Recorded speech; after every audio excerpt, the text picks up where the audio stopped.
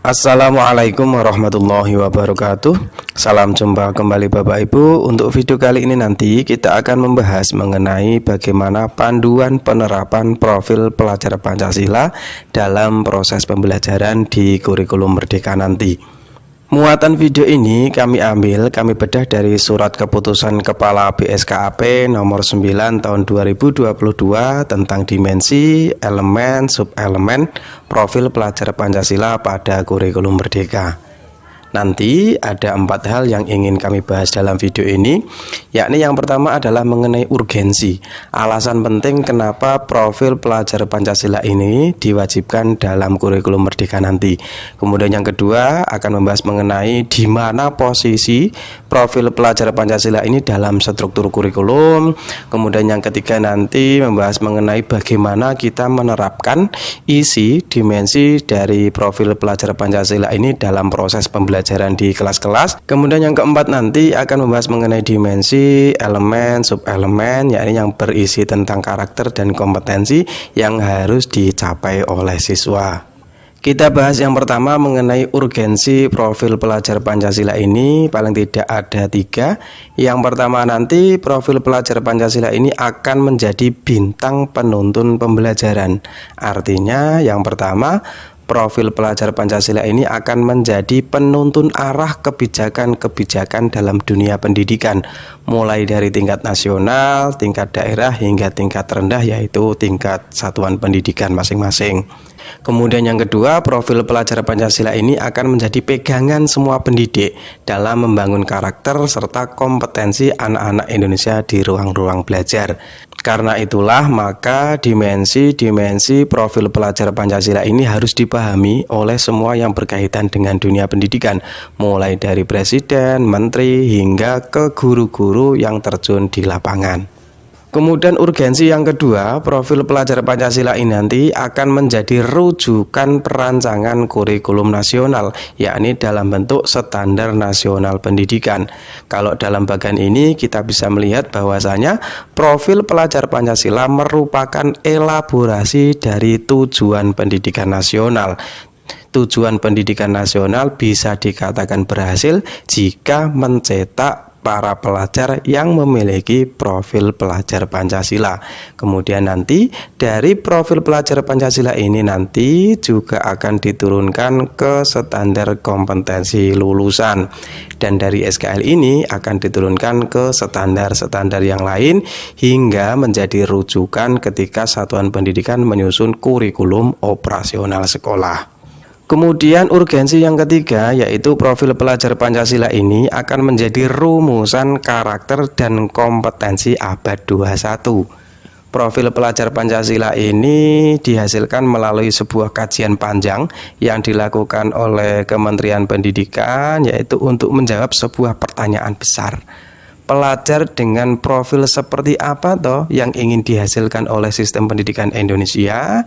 Ditemukanlah sebuah jawaban bahwasanya output dari sistem pendidikan nasional adalah terciptanya pelajar Indonesia merupakan pelajar sepanjang hayat yang kompeten, yang berkarakter, dan berperilaku sesuai nilai-nilai Pancasila. Ada 3 frasa utama yang harus kita perhatikan dari kalimat tadi, bahwa yang pertama adalah pelajar sepanjang hayat. Artinya siswa-siswi Indonesia, sistem pendidikan nasional ingin menciptakan seorang pelajar yang memiliki karakter pembelajar sepanjang hayat. Karena belajar itu tidak hanya ketika di kelas, tidak hanya ketika masa-masa sekolah, tapi setelah mereka nanti lulus, mereka tetap butuh dengan belajar, mereka tetap butuh dengan ilmu untuk mengupgrade kompetensi dirinya sesuai dengan perkembangan zaman. Kemudian yang kedua adalah pelajar yang kompeten, artinya mereka memiliki kompetensi yang dibutuhkan pada zaman itu dan menyiapkan kompetensi-kompetensi yang dibutuhkan sesuai dengan perkembangan zaman. Karena kita tahu semuanya bahwasanya zaman ini semakin berubah, semakin berubah zaman, maka kebutuhannya juga akan berubah. Di mana era sekarang adalah era industri 4.0, anak-anak juga harus dibekali di dalam kelas-kelas, di dalam pembelajaran apa yang harus mereka siapkan untuk menghadapi perubahan zaman tersebut.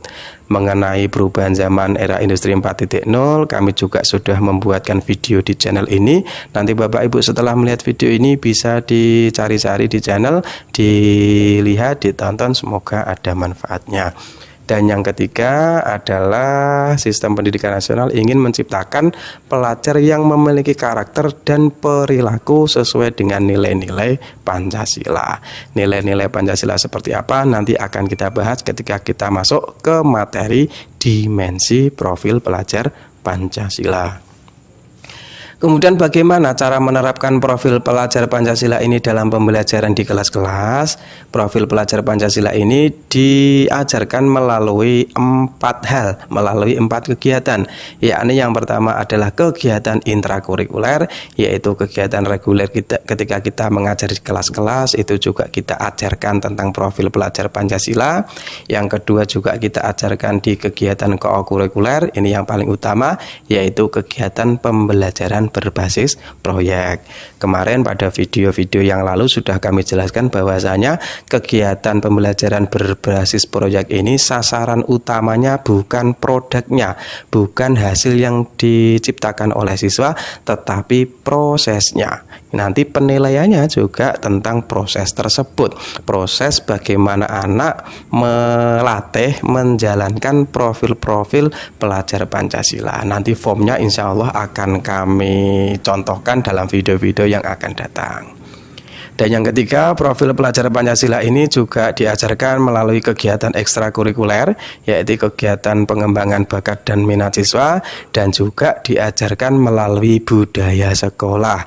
Semua warga sekolah, baik dari guru, dari siswa, membudayakan, membiasakan tentang dimensi dari profil pelajar Pancasila ini, sehingga ketika empat-empatnya ini dilaksanakan, maka insya Allah lulusan satuan pendidikan, lulusan siswa-siswi sekolah kita akan menjadi seorang siswa yang memiliki profil pelajar Pancasila. Amin, Allahumma amin.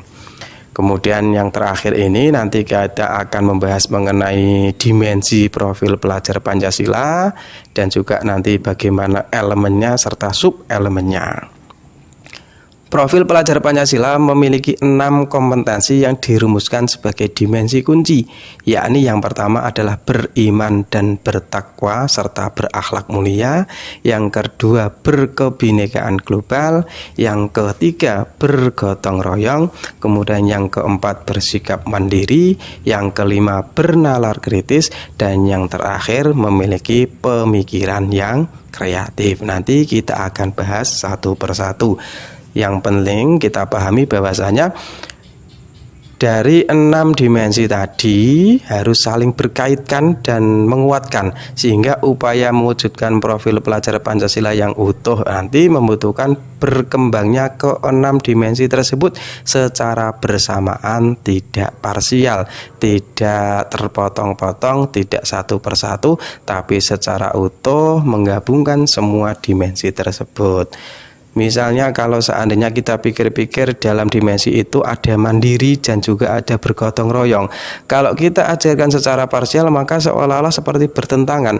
Mandiri itu kan harus bekerja secara sendiri, kok ada bergotong royong. Makanya ke-6 dimensi tadi harus diajarkan secara bersamaan, secara saling melengkapi, tidak secara parsial. Sehingga dimensi tersebut menunjukkan bahwa profil pelajar Pancasila tidak hanya fokus pada kemampuan kognitif saja, tetapi juga sikap dan perilaku sesuai jati diri sebagai bangsa Indonesia sekaligus sebagai warga dunia. Selanjutnya nanti kita akan bahas mengenai elemen dan sub-elemen, yaitu penjabaran dari ke-6 dimensi tadi. Sekarang kita akan membahas mengenai elemen dan sub-elemen dari dimensi-dimensi tersebut. Untuk dimensi yang pertama, yakni dimensi beriman, bertakwa kepada Tuhan Yang Maha Esa serta berakhlak mulia, ini memiliki 5 elemen kunci. Pelajar mampu memahami ajaran agamanya dan kepercayaannya serta menerapkan dalam kehidupan sehari-hari. Elemen dari dimensi ini ada 5, yakni yang pertama adalah akhlak beragama. Artinya peserta didik, pelajar mampu memahami serta menerapkan ajaran agama dan kepercayaannya masing-masing. Kalau dalam Islam berarti anak mampu memahami rukun iman dan rukun Islam serta mampu menerapkannya dalam kehidupan sehari-hari. Kemudian yang kedua adalah akhlak pribadi, artinya anak mampu menerapkan perilaku, karakter, dan akhlak yang berhubungan dengan dirinya sendiri. Misalnya ikhlas, jujur, berani mencoba hal baru, itu akhlak yang dibutuhkan untuk pribadinya sendiri. Kemudian yang ketiga adalah akhlak kepada manusia, artinya akhlak-akhlak yang mereka butuhkan dalam kehidupan bersosial, misalnya saling menghormati, saling toleransi, setia kawan, dan juga saling menghargai. Kemudian yang keempat adalah akhlak kepada alam, berarti bagaimana siswa itu mampu memiliki kepedulian serta menjaga lingkungan dan alam. Dan yang terakhir adalah akhlak bernegara, artinya siswa mampu memahami serta mampu menunaikan hak dan kewajiban sebagai warga negara. Kalau kita perhatikan di sini Bapak Ibu, ternyata Pancasila memang sebuah hasil visioner dari para pendiri bangsa ini yang lintas budaya, lintas agama, dan selalu relevan dengan perkembangan zaman. Dalam dunia Islam pun juga tidak bertentangan, karena tugas sebagai manusia itu kan tidak hanya sebagai Abdullah, tidak hanya sebagai orang yang diwajibkan untuk beribadah kepada Allah, tapi juga sebagai Khalifatullah yang bertugas untuk menjadi makhluk sosial serta makhluk yang harus melestarikan alam ciptaan Tuhan ini. Dan dalam Islam juga dikenal ada 3 ukhuwah, ada 3 persaudaraan, yaitu ukhuwah Islamiyah, ukhuwah Watoniyah, dan juga ukhuwah Basyariyah. Bagaimana umat Islam itu bisa bersosialisasi dengan sesama agamanya, sesama Islam, dan juga ukhuwah Watoniyah, bagaimana bisa hidup rukun, hidup damai sesama anggota bangsa Indonesia, serta ukhuwah Basyariyah, bagaimana bisa berhubungan baik dengan semua makhluk yang ada di dunia. Jadi sekali lagi, seandainya profil pelajar Pancasila ini benar-benar bisa diterapkan, insya Allah memang akan tercipta masyarakat Indonesia yang lebih damai, yang saling toleran, saling menghargai satu sama lain. Kemudian dari 5 elemen kunci tadi akan dijabarkan juga menjadi sub-elemen sesuai dengan fase-fase dan tingkatan di jenjang masing-masing. Ini banyak sekali Bapak Ibu, nanti Bapak Ibu bisa membaca sendiri. Di link deskripsi juga sudah kami sediakan filenya, sudah kami sediakan peraturan keputusan dari Kepala BSKAP ini, nanti Bapak Ibu bisa download, bisa dibaca sendiri. Sebelum kami lanjutkan pembahasan ke elemen kedua, ke dimensi yang kedua, mohon bantuannya Bapak Ibu, jika berkenan tolong di like dan juga di subscribe supaya kami lebih termotivasi untuk membuatkan video-video mengenai pendidikan, khususnya mengenai bagaimana kita menerapkan kurikulum merdeka ini di satuan pendidikan kita masing-masing. Terima kasih Bapak Ibu. Kita lanjut yang kedua, dimensi yang kedua, yaitu dimensi berkebinekaan global. Yakni pelajar Indonesia itu mempertahankan budaya luhur, lokalitas dan identitasnya, dan tetap berpikiran terbuka dalam berinteraksi dengan budaya lain. Ada 4 elemen kunci, yakni yang pertama adalah mengenal dan menghargai budayanya sendiri, baik itu budaya lokal maupun budaya nasional. Kemudian yang kedua, mampu berkomunikasi dan berinteraksi antar budaya, tidak membeda-bedakan budaya, tidak membeda-bedakan agama, anak mampu berinteraksi dengan semua kalangan. Dan yang ketiga, mampu melakukan refleksi dan tanggung jawab terhadap pengalaman kebinekaannya. Dan yang keempat, anak-anak mampu berkeadilan sosial, memperlakukan semua sahabat, semua teman secara adil, sebagai warga negara yang baik, bahkan sebagai warga negara secara global. Untuk sub elemennya nanti juga bisa Bapak Ibu baca sendiri, karena kalau dijabarkan di sini akan memakan waktu yang cukup panjang, nanti juga tidak terlalu baik. Kita lanjut ke dimensi yang ketiga, yaitu dimensi bergotong royong. Artinya pelajar Indonesia memiliki kemampuan bergotong royong, yaitu kemampuan untuk melakukan kegiatan secara bersama-sama dengan sukarela agar kegiatan yang dikerjakan dapat berjalan lancar, mudah, dan ringan. Ada 3 elemen kunci untuk dimensi ini, yakni yang pertama adalah siswa mampu berkolaborasi, artinya mampu bekerja sama dengan orang lain dengan sukarela dan juga dengan senang hati. Siswa mampu menunjukkan sikap positif terhadap orang lain.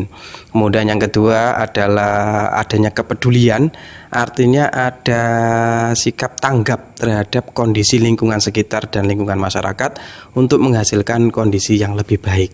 Dan yang ketiga, siswa mampu berbagi, artinya mampu memberi dan mampu menerima segala hal penting yang berguna bagi kehidupan baik secara pribadi maupun secara masyarakat dan secara bersama-sama.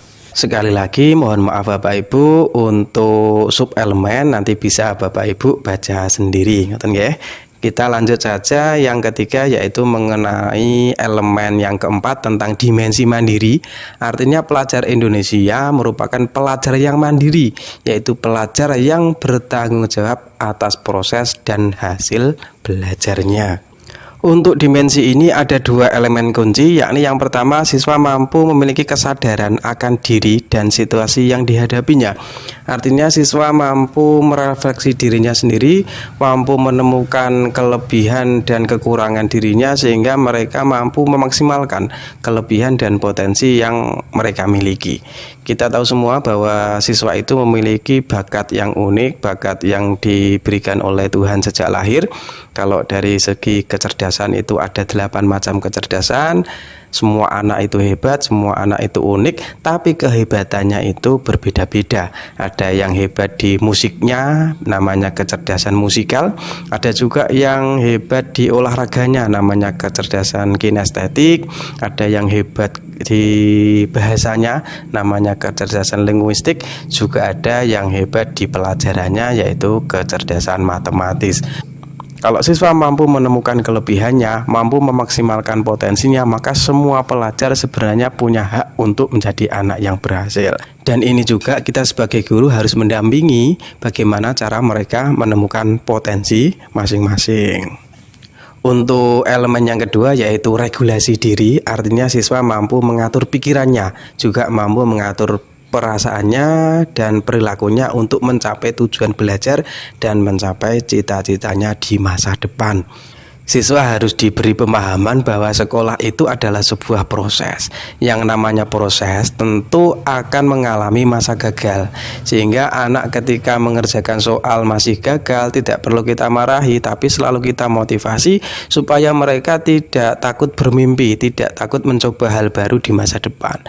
Kalau mereka melakukan kesalahan, menjawab soal langsung kita marahi, langsung kita anggap sebagai siswa bodoh, maka sampai kapanpun siswa akan menjadi minder, tidak berani untuk mencoba hal baru, tidak berani untuk bermimpi, sehingga justru malah kita yang membunuh mimpi serta potensi mereka. Untuk itu sekali lagi bahwa untuk dimensi ini perlu bimbingan dari kita sebagai guru, perlu pancingan, perlu penggalian dari kita, sehingga insya Allah semua siswa nanti akan menemukan potensinya masing-masing.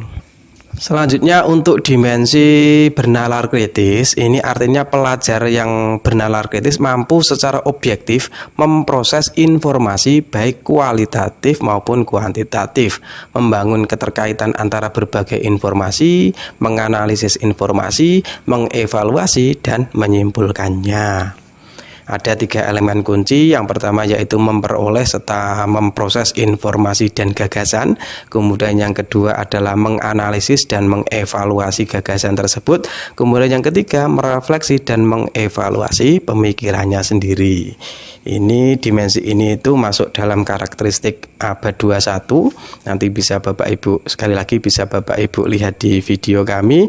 Contoh yang paling nyata ini adalah zaman sekarang itu banyak hoax yang beredar. Kalau anak memiliki bernalar kritis, maka mereka mampu mencerna, mampu memproses berita-berita yang sedang viral tersebut, mampu mengevaluasi, mampu merefleksi, sehingga mereka akan tahu mana kabar yang bohong dan mana kabar yang benar. Dan yang terakhir adalah dimensi kreatif. Ini berarti pelajar yang kreatif mampu memodifikasi dan menghasilkan sesuatu yang orisinil, bermakna, bermanfaat, dan bertampak. Ada 3 elemen kunci. Yang pertama, menghasilkan gagasan yang original, menghasilkan karya dan tindakan yang original, serta memiliki keluasan berpikir dan mencari alternatif dari solusi sebuah permasalahan. Kita sekarang berada di abad 21, era industri 4.0. Kemampuan berpikir kreatif ini sangat diperlukan karena semakin orang kreatif